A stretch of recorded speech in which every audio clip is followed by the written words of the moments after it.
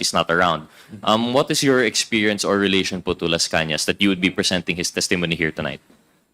When he was still in the country, kami po yung nag-provide sa kanya ng security and safe houses, no? Then ang ginawa nila Duterte and ng DOJ, they filed they fabricated cases against him para ma-issuean siya ng warrant at makulong siya, ma-silence siya.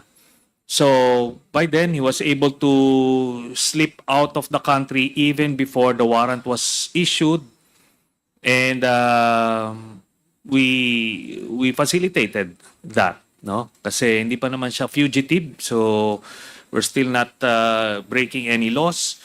So we were able to do that at they made sure na ano pa, no? They followed through, kinancel po yung kanyang passport at pinasahan siya ng red notice sa Interpol.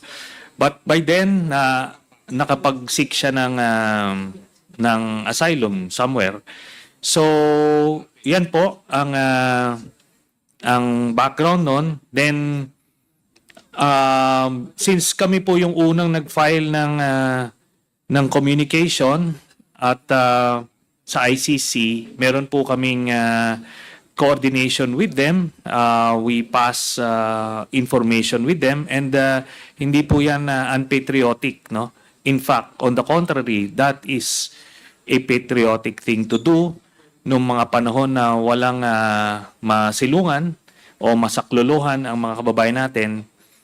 We did the right thing. Member pa tayo ng ICC at that time, no? Hindi po tayo we're not dealing with some shady organization. So, kuwan po,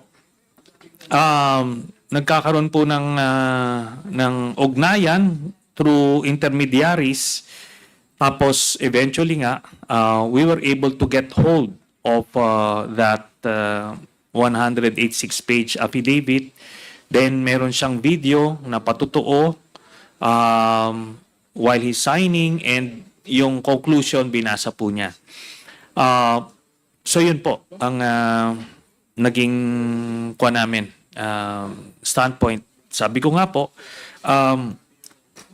pwede naman pong i-question yung authenticity niyan, pero the ICC, ando doon na po sila sa Witness Protection Program, at hindi lang po yan, natapos na po yung kanyang yung testimony niya.